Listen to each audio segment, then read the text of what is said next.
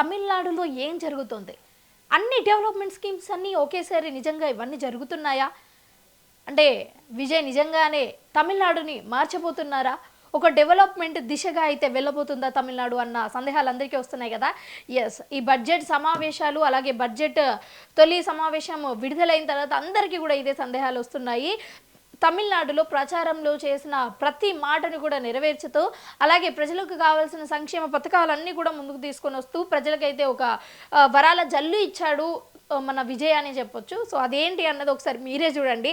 అంటే స్టూడెంట్స్‌కి కావచ్చు, వాళ్ళకి అవసరమయ్యే ప్రతి అంటే చాలామంది స్టూడెంట్స్‌కి ల్యాప్‌టాప్ కావాలి. కానీ వాళ్ళు కొనుక్కోలేరు. ఎందుకంటే చాలా కుటుంబాలైతే మధ్య తరగతిలో ఉంటూ ఉంటాయి. బట్ వాళ్ళందరి కోసం కూడా విజయ్ ఆలోచించిన తీరు కావచ్చు, నిజంగా వర్ణనీయం అని చెప్పొచ్చు. అండ్ ముఖ్యంగా పేదల గురించి ఆలోచించి మన ప్రభుత్వ ఆసుపత్రులకి వచ్చి సిజేరియన్ కావచ్చు, లేకపోతే ఏదైనా సరే పిల్లలకు జన్మనిచ్చే ఆ ప్రాసెస్ ఏదైతే ఉంటుందో, సో అక్కడికి వచ్చే వాళ్ళందరికీ కూడా గోల్డ్ ఇవన్నీ ఒకసారి చూద్దాం, ఒకసారి డిస్కస్ చేసుకుందాం. మొత్తానికైతే ఏ బిల్లుకి ఎంత ఇస్తున్నారు, అలాగే ఎవరికి ఏమి ఇస్తున్నారు అన్నది ఒకసారి చూసుకున్నట్లయితే ఇది నిజంగానే తమిళనాడులో ఒక వరాల జల్లు అనుకోవచ్చు. ఎందుకంటే మన తమిళనాడులో ప్రచారంలో చేసిన మాటల కంటే కూడా ఇంకా ఎక్కువ పెద్ద ఎత్తున అయితే విజయ్ గారు చేస్తున్నారు అని చెప్పొచ్చు. సో ముఖ్యంగా అయితే ఎన్నికలలో హామీ ఇచ్చారు కదా! సో ఆ హామీలో భాగంగానే కొత్తగా ఎవరైతే పెళ్లి చేసుకుంటున్నారో ఆ పెళ్లి చేసుకునే వాళ్ళకి 8 గ్రాముల గోల్డ్, అలాగే పట్టు చీర.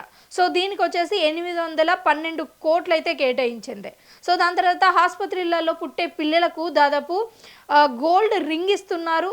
అలాగే వాళ్ళకి ఇంకా కావాల్సిన చిన్నపిల్లలకు కావాల్సిన కిట్స్ కూడా అందజేస్తున్నారు. సో దీనికి వచ్చేసి 560 కోట్లు అయితే బడ్జెట్ కేటాయింపులు చేశారు. అండ్ ఇక్కడ కాలేజీ స్టూడెంట్లకు ల్యాప్టాప్ల పంపిణీకి కూడా ఇక్కడ 2000 కోట్ల వరకు అయితే ఇక్కడ దానికి వెచ్చించినట్లుగా అయితే తెలుస్తుంది. అండ్ ముఖ్యంగా తొలిసారి హజ్కి వెళ్ళే వారికి కూడా సబ్సిడీ 25,000 వరకు అయితే ఇస్తున్నట్లుగా అయితే తెలుస్తుంది. సో దానికోసం అయితే 2000 యూనిట్ల ఉచిత కరెంటు అని కూడా చెప్పారు. సో చూస్తున్నారు కదా, విజయ్ ఇచ్చిన ప్రతి మాటను కూడా నెరవేర్చుతూ ఆ హామీలకు తగ్గట్టుగానే ఆ బిల్లులు ఏవైతే ఉంటున్నాయో అవన్నింటినీ కూడా ఆమోదించడం జరిగింది. సో నిజంగానే ఇది ఏదైతే ఉందో ప్రజలకు ఒక జల్లు వర్షమే అని చెప్పొచ్చు. అయినప్పటికీ కూడా ఇంత బిల్లులు ఏవైతే ఈ భారీ బడ్జెట్ ఉందో ఈ భారీ బడ్జెట్ని ఎక్కడి నుంచి తీసుకొని వస్తాడు అన్నది కూడా ఇప్పుడు హాట్ టాపిక్గా మారుతుంది.